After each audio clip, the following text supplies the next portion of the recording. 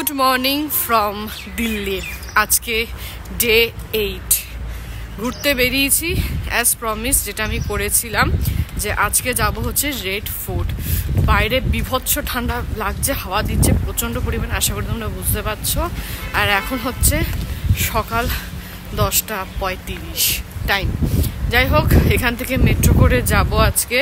প্রথমে ব্লু লাইনে যেহেতু আমি যাব, প্রথমে নামবো হচ্ছে মান্ডি হাউস, সেখান থেকে ট্রেন চেঞ্জ করব, ভায়োলেট লাইন নেব, ভায়োলেট লাইনে ট্রেন চেঞ্জ করে যাব হচ্ছে লাল কেল্লা। কীভাবে যাব, কোথা থেকে চেঞ্জ করছি, সমস্ত কিছু তোমাদের জানাবো, যাতে তোমরাও এখানে আসলে মেট্রো ইউজ করে ঘুরতে পারো। দ্বারকা সেক্টর 11 থেকে একদম লালকেল্লা পর্যন্ত আমাদের মেট্রোর টিকিট প্রাইস পড়লো 50 টাকা পার পার্সন। চলো এবার ওপরে উঠি, একটু পরে কিন্তু মেট্রো আসবে।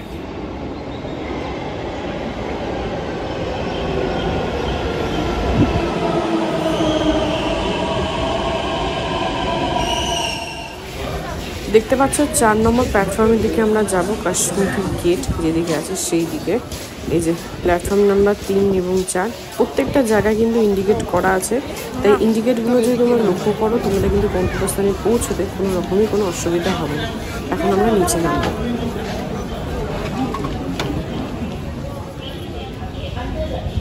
আমরা 4 নম্বর প্ল্যাটফর্মে কিন্তু পৌঁছে গেছি, একটু পরে কিন্তু মেট্রো আসবে, তাতে কিন্তু উঠে পড়বো।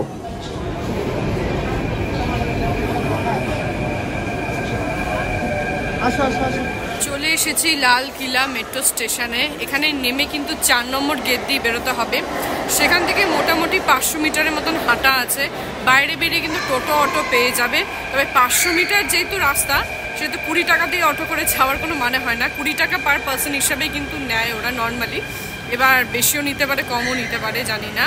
তবে 500 মিটার কিন্তু মেট্রো স্টেশন থেকে বেরিয়ে ইজিলি হেঁটে চলে যাওয়া যায়। তাহলে চলো মেট্রো স্টেশন থেকে বেরোনো যাক 4 নম্বর গেট দিয়ে। এই দেখো বেরিয়ে গেছি কিন্তু 4 নম্বর গেট দিয়ে, আর এই হলো 4 নম্বর গেট।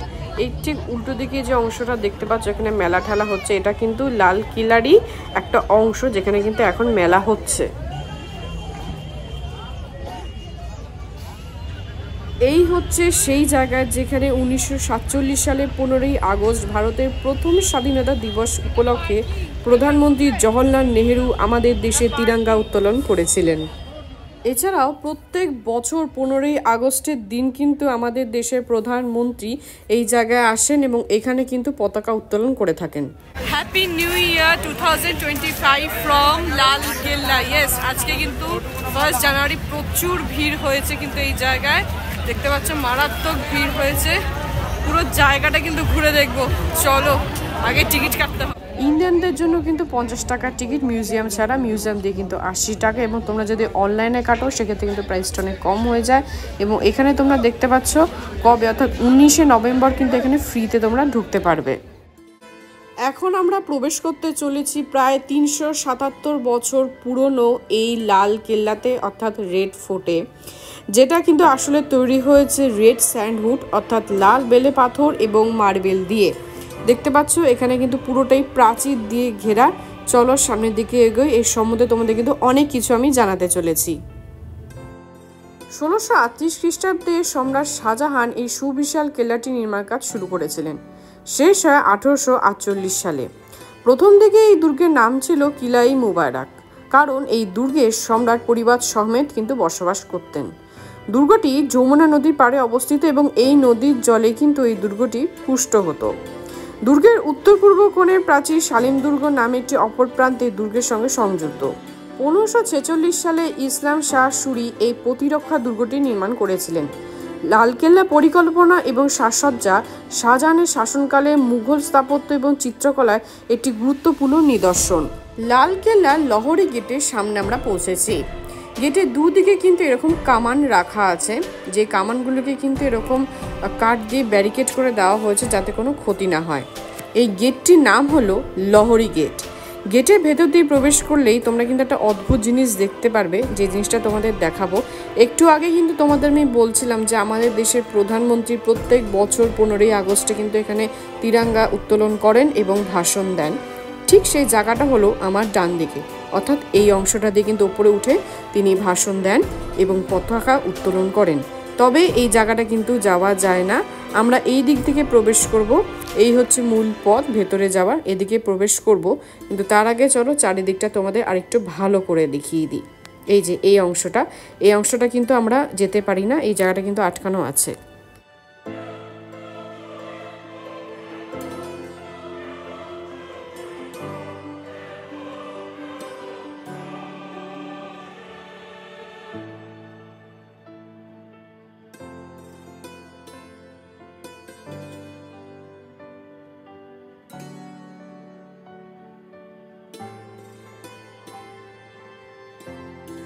চলো এর ভেতরে এবার প্রবেশ করা যাক। এর ভেতরেই কিন্তু আছে ছাতা চক অথবা আচ্ছাদিত বাজার অথবা শেডেড শপ, এর ভেতরেই কিন্তু আছে সেই জিনিসটা। নাম শুনেই তোমরা বুঝতে পারছো যে শেডেড শপ বা আচ্ছাদিত বাজার বলতে আমি ঠিক কী বোঝাতে চাইছি। সেটা হচ্ছে 17 শতকে ভারতে অত্যন্ত অস্বাভাবিক ছিল কিন্তু এটা, এবং বিশেষ করে মুঘল স্থাপত্যে একটি অন্যান্য কিন্তু জিনিসও ছিল এটি।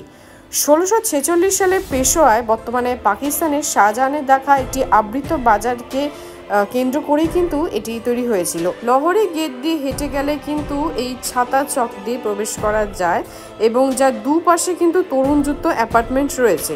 প্রত্যেকটা পাশে কিন্তু 32টি খিলানযুক্ত বে রয়েছে, যা আজকে কিন্তু দোকান হিসাবে কাজ করে। শাহজাহানের সময় ওপর দিকে এবং নিচের দিকে দুদিকেই কিন্তু দোকান ছিল। তারা রাজকীয় পরিবারের বিলাসবহুল ব্যবসার জন্যই কিন্তু এই কাজ করত, কারণ তারা রেশম, ব্রকেট, মলমল, সোনা, রূপার পাত্র, গয়না, রত্ন, পাথর ইত্যাদি কিন্তু এখানে বাজার বসতো, এবং তারা কিন্তু এগুলোর বিশেষজ্ঞ ছিল।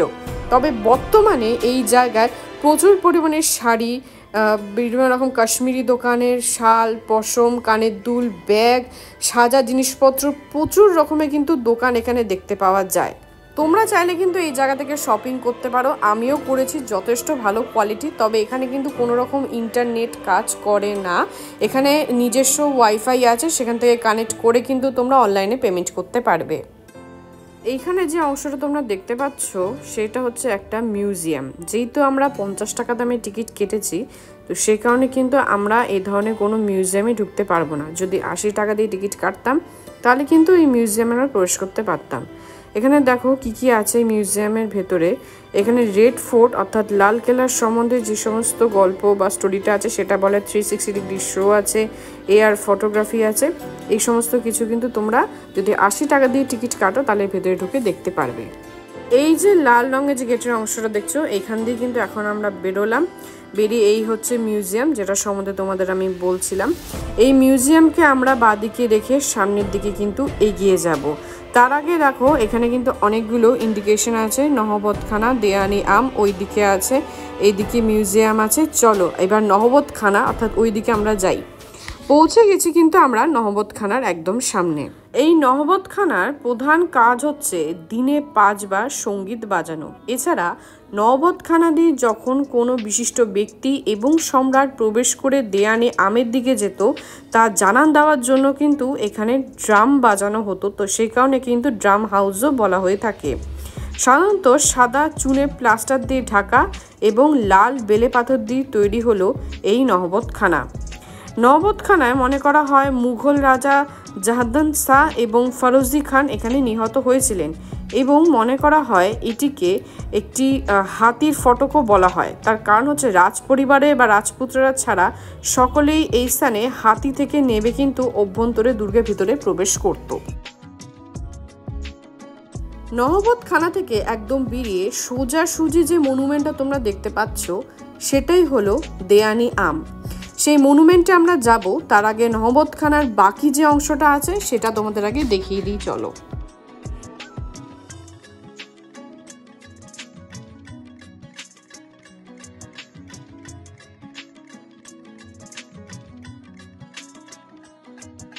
নহবতখানার বেশ অনেকটা অংশই কিন্তু লাল বেলে পাথরের তৈরি।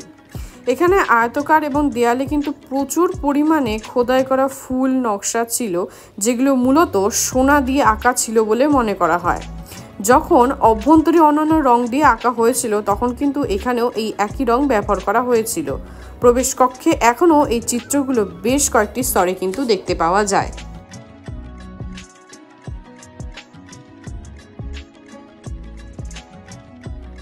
হলো নহবতখানা। নহবতখানা থেকে এখন আমরা যাচ্ছি দেয়ানিয়াম অথবা হল অফ অডিয়েন্স অথবা জনসাধারণের দর্শকের হলের দিকে কিন্তু এখন আমরা এগিয়ে যাচ্ছি।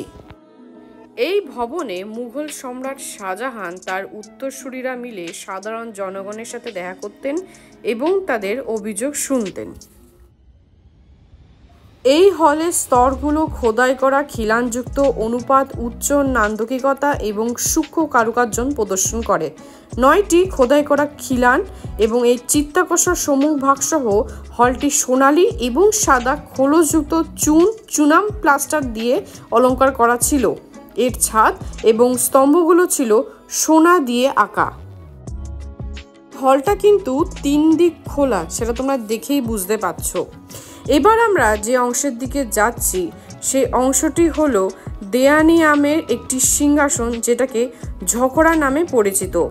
এই সিংহাসনে কিন্তু সম্রাট বসতেন এবং জনসাধারণকে দর্শন দিতেন। এই স্তরগুলো কিন্তু সোনার চিত্রিত ছিল এবং সোনার রূপার রোলিং দিয়ে সাধারণের সিংহাসন থেকে পৃথক করে রাখা হয়েছিল। মূল সিংহাসনের নিচের অংশে একটি মার্বেল পাথরের কিন্তু অংশ আছে, যেই স্থানে কিন্তু উজির বা মন্ত্রী বসতেন। এবার চলো সিংহাসনটি তোমাদের আরও কাছ থেকে দেখাই।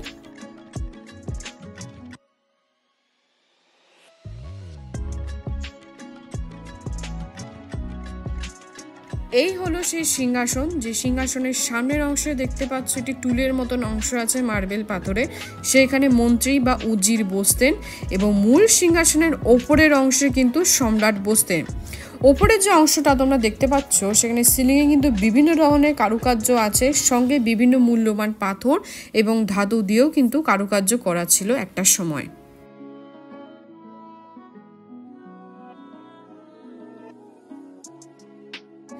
লালকেল্লার মোটামুটি পুরো এরিয়াটা 250 একরেরও কিন্তু বেশি। এখানে তোমরা অনেকগুলো মনুমেন্ট কিন্তু পরপর দেখতে পাচ্ছ। প্রত্যেকটাতে কিন্তু আমি যাব এবং তার ইতিহাস সম্বন্ধে বা কেন তৈরি হয়েছে, কিভাবে হয়েছে, কোনটা কি মনুমেন্ট সব তোমাদের জানাবো।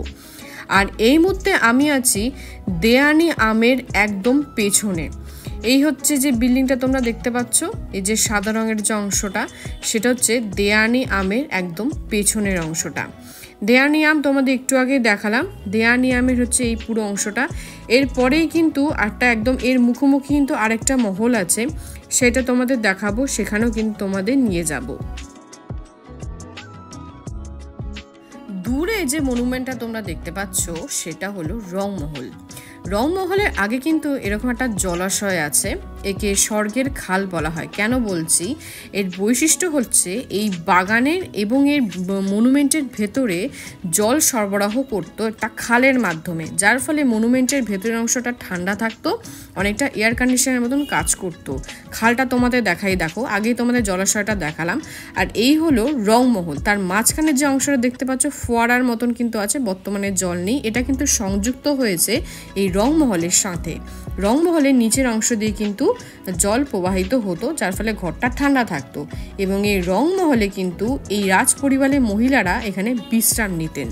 এই ভবনের অভ্যন্তরভাগে একটা সময় অত্যন্ত রঙিন এবং সজ্জিত ছিল। এই ভবনের কিছু অ্যাপার্টমেন্টে শীষমহলও বলা হতো, কারণ এর ছাদে ছোট ছোট আয়না থাকতো।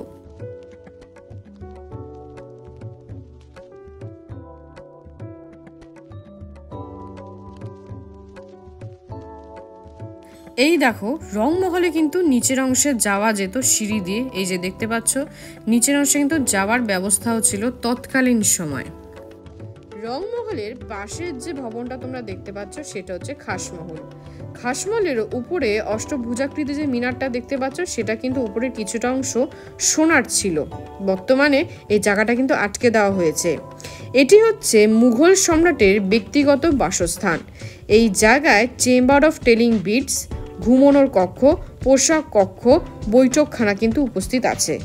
এই যে খাসমহলের সাথে পাশে যে রংমহল, দুটো কিন্তু মাঝখানে জুড়ে গিয়েছে এই চ্যানেলের মাধ্যমে, যেই চ্যানেলের মাধ্যমে জল কিন্তু প্রবেশ করত এই খাসমহলেও, যার ফলে খাসমহল কিন্তু ভেতর থেকে ঠান্ডা থাকতো। এবং এই খাসমহলের নিচের যে অংশটা দেখতে পাচ্ছ, এইখান দিয়ে কিন্তু যমুনা নদী যুক্ত ছিল। প্রয়োজন অনুসারে এই ভেতর থেকে নৌকা করে কিন্তু শাহজাহান বেরিয়ে যেতে পারতেন। খাসমহলের পাশে যে ভবনটা তোমরা দেখতে পাচ্ছ এটা হলো দেয়ানি খাস বা ব্যক্তিগত দর্শকের হল। এটি ছিল রাজপরিবারের সদস্য এবং অভিজাতদের অফিসিয়াল বিষয় এবং অনুরোধের সমাধানের জন্য একটি নিবেদিত স্থান। এটি সাদা মার্বেল পাথর দিয়ে তৈরি এবং মূল্যবান পাথর দিয়ে খচিত। একসময় রূপালী ছাদ কাঠ দিয়ে পুনরুদ্ধার করা হয়েছে। ওপরের যে অংশগুলো তোমরা দেখতে পাচ্ছ সেখানে সোনা, রূপা, বিভিন্ন ধরনের মূল্যবান পাথর দিয়ে কিন্তু ডিজাইন করা হয়েছে। তবে বর্তমানে এই জায়গায় প্রবেশ করতে দেওয়া হয় না, কারণ অতীতে অনেক ট্যুরিস্ট আছে আমাদের মতোই যারা এই সমস্ত স্থানগুলো কিন্তু আমাদের হাতের দ্বারাই ক্ষয়ক্ষতিগ্রস্ত হয়েছে। তো সেই কারণে এই জায়গাটা কিন্তু আমাদের প্রবেশ করতে দেওয়া হয় না, তাই বাইরে থেকেই কিন্তু আমাদের দেখতে হয়। এছাড়াও ব্রিটিশদের আক্রমণের ফলে এবং মারাঠাদের আক্রমণের ফলে কিন্তু এই জায়গাটি প্রচুর লুণ্ঠন হয় এবং ক্ষয়ক্ষতিগ্রস্তও কিন্তু হয়েছিল। এই হলের মাঝখান দিয়ে স্বর্গের স্রোত প্রবাহিত হয়, অর্থাৎ ভেতরে কিন্তু চ্যানেলের মাধ্যমে জল প্রবাহিত হয়, যার ফলে কিন্তু ভেতরের অংশটি এই গরমকালেও যথেষ্ট ঠান্ডা থাকে।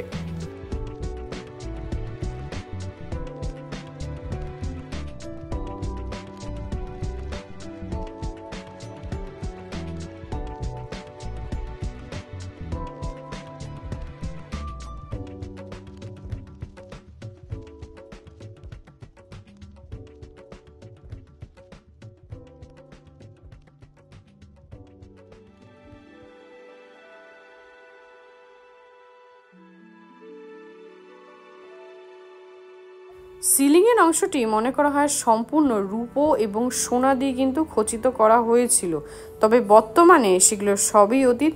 খুবই অল্প পরিমাণের জিনিসপত্র কিন্তু এখন এখানে বেঁচে আছে।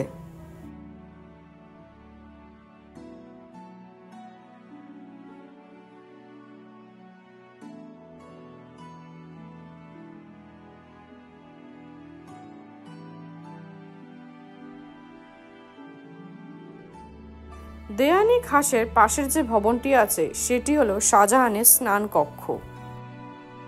সম্রাটের স্নান কক্ষের পশ্চিম দিকে অবস্থিত মতি মসজিদ বা মুক্ত মসজিদ। লালকেল্লার পরে এটি ১৬৫৯ সালে সম্রাট অরঙ্গজেবের ব্যক্তিগত উপাসনালয় হিসাবে নির্বাচিত হয়েছিল। এটি ছোট এবং ৩টি গম্বুজ বিশিষ্ট কাঠামো সাদা মার্বেল পাথর দিয়ে তৈরি এবং এতে একটি ৩ খিলানযুক্ত পর্দা রয়েছে এবং এর উঠোনটা কিন্তু খোলা। বর্তমানে কিন্তু এই মতি মসজিদটি বন্ধ আছে।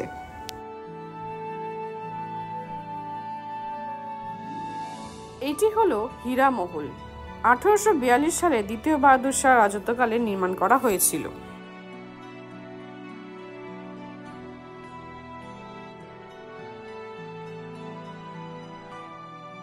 দূরে যে মহলটা দেখা যাচ্ছে ওর নাম হচ্ছে নাহরি বিহিস্তি। চলো ওর কাছে এবার যাওয়া যাক।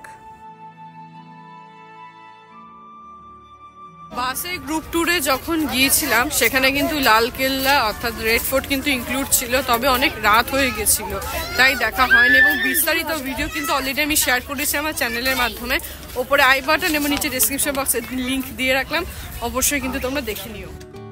এই মহলটার নাম হলো শাহী বুর্জ, তবে আমি যে বললাম নাহরি বিহিস্তি তার কারণ হলো নদী থেকে শাহবুজ পর্যন্ত জল উত্তোলন করা হতো এবং স্বর্গের ধারা নামক এই খাল দিয়ে বিভিন্ন প্রাসাদ দিয়ে নিয়ে যাওয়া হতো, যার ফলে প্রাসাদের ভেতর অংশটা ঠান্ডা থাকতো। এই টাওয়ারের মধ্যে দিয়ে হাইড্রোলিক সিস্টেমের মাধ্যমে নদী থেকে জল উপর দিকে উঠে আসে, তারপর বিভিন্ন চ্যানেলের মাধ্যমে দুর্গে অন্যান্য ভবনে বহন করে, আর এই জায়গা থেকেই কিন্তু জলটা বেরিয়ে আসতো।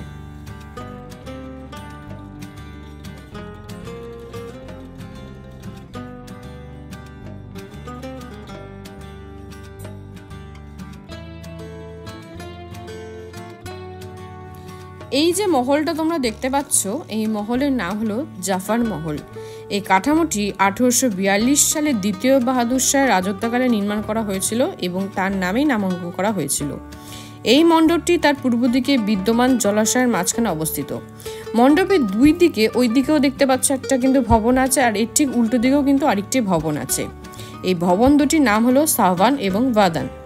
কোনটা সাহবান কোনটা ভাদান সেটা কেউই জানে না, কোনটাই স্পষ্ট নয়। এবং এই যে মহলটা তৈরি করা হয়েছিল জাফর মহল, এটা কিন্তু সম্পূর্ণ লাল বেলে পাথর দিয়ে তৈরি, যা তৎকালীন সময়ে সাদা মার্বেল পাথর চেয়ে সস্তা ছিল।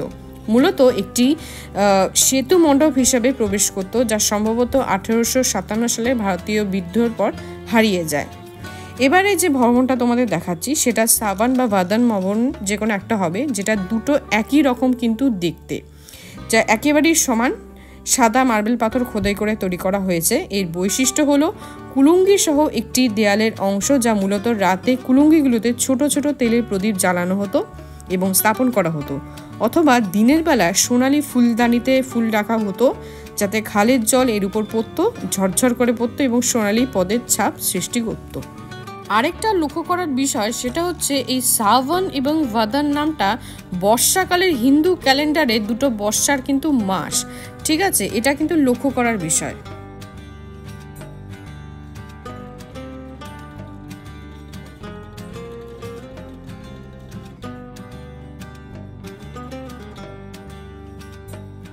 এখানে কিন্তু লাইট অ্যান্ড সাউন্ড শো হয়, প্রায় এখানে যে কটা জায়গায় ঘুরেছি মোটামুটি সব জায়গাতে কিন্তু লাইট অ্যান্ড সাউন্ড শো হয়। By the way, Red Fort কিন্তু সোমবার দিন বন্ধ থাকে, বাকি সব দিন কিন্তু খোলা থাকে।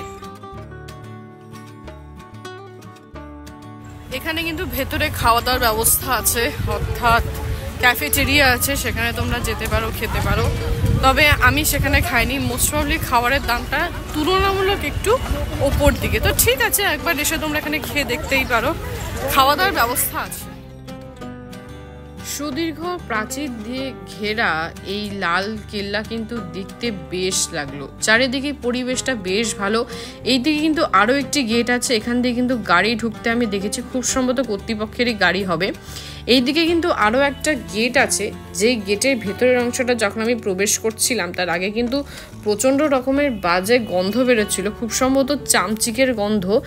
ভেতরের অংশটা দেখো প্রচুর পরিমাণে কিন্তু পটি করেছে পাখি বা বাদুড়, যেটা দেখেই বোঝা যাচ্ছে এই জায়গাটা কিন্তু প্রচণ্ড পরিমাণে ময়লা, এবং ওই দিকে কিন্তু ভেতর দিয়ে একটা সিঁড়ি নেমে গেছে, যেটা কিন্তু স্পষ্ট দেখা যাচ্ছে, জানি না ক্যামেরায় কতটা বোঝা যাচ্ছে, তবে এই নিচ দিয়ে কিন্তু একটা ভালো সুড়ঙ্গের মতন সিঁড়ি নেমে গেছে। চলে এসেছি এখন স্টেপ ওয়েল বা বাউলির সামনে। ঋতু পরিবর্তনের সাথে খাপ খাইয়ে নেওয়ার জন্যই মূলত জল সংরক্ষণের জন্য এই স্টেপ ওয়েলটি তৈরি করা হতো। দিনের তাপ থেকে রক্ষা পেতে কূপের ভিত্তি হিসাবে অবসরের সময় ব্যবহার করা হতো।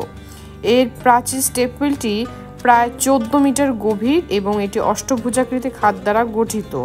উত্তর এবং পশ্চিম উভয় পাশে কিন্তু খিলানযুক্ত অ্যাপার্টমেন্ট সহ ধাপ স্তম্ভ রয়েছে।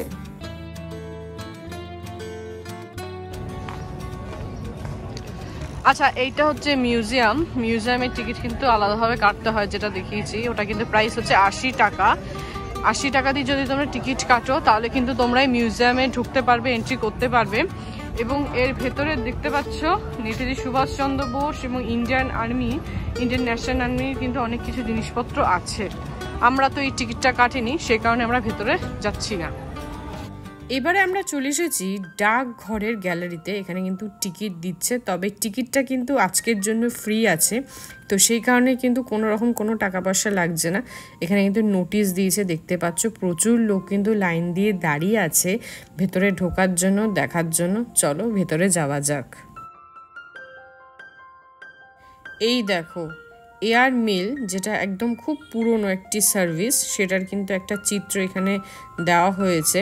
আর এইখানে কিন্তু দেখতে পাচ্ছ মহাত্মা গান্ধীকে আমরা দেখতে পাচ্ছি। 2000 সালের সুবর্ণ জয়ন্তী উপলক্ষে কিন্তু তার জন্য একটি ডাক টিকিট উৎসর্গ করা হয়েছিল, সেই উপলক্ষে কিন্তু এখানে সেটা দেওয়া হয়েছে।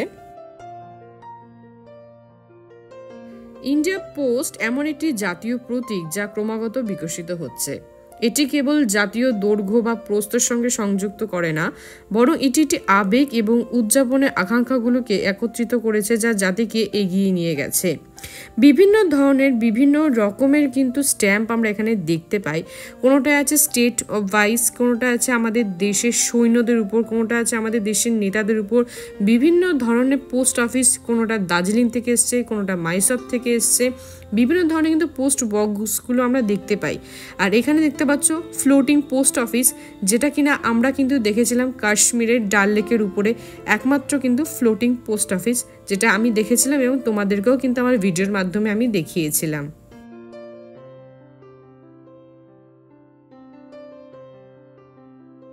স্পোর্টস সাথে যুক্ত বা অ্যাথলিকের সাথে যুক্ত, দেশের নেতার সাথে যুক্ত নেতাজি সুভাষচন্দ্র বোস, স্বামী বিবেকানন্দ সহ একাধিক গণ্যমান্য মানুষের কিন্তু স্ট্যাম্প আমরা এখানে দেখতে পাই।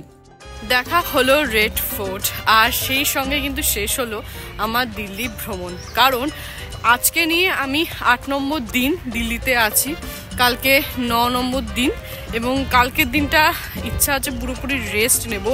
বাড়ি থেকে অলমোস্ট 15 দিনেরও ওপরে কিন্তু আমি বাইরে আছি। তো অবভিয়াসলি এখন বাড়ির ডাক আসছে, যদিও সঙ্গে মা আছে, কিন্তু ফ্যামিলির সবাই তো আর আসেনি, সেখানে ডাকটা আসছে। 15 দিনের উপর বাইরে আছি, তো কালকের দিনটায় রেস্ট নেব। তারপরের দিন কিন্তু ফেরার পালা, ট্রেন কিন্তু আছে আমার এখান থেকে, ফিরে যাব বাড়িতে। সেই গল্প শেয়ার করব কিন্তু পরের পর্বে। আজকের পর্ব এই পর্যন্তই। ভিডিওটা ভালো লাগলে অবশ্যই লাইক, শেয়ার অ্যান্ড সাবস্ক্রাইব করতে কিন্তু একদম ভুলো না। আর যখনই সাবস্ক্রাইব করবে অবশ্যই কিন্তু বেল আইকনটা প্রেস করে দিও, তাহলে যখনই নতুন ভিডিও দেবো তোমাদের কাছে ইনস্ট্যান্ট নোটিফিকেশান যাবে। দেখা হচ্ছে পরের ভিডিওতে খুব শিগগিরই। বাই।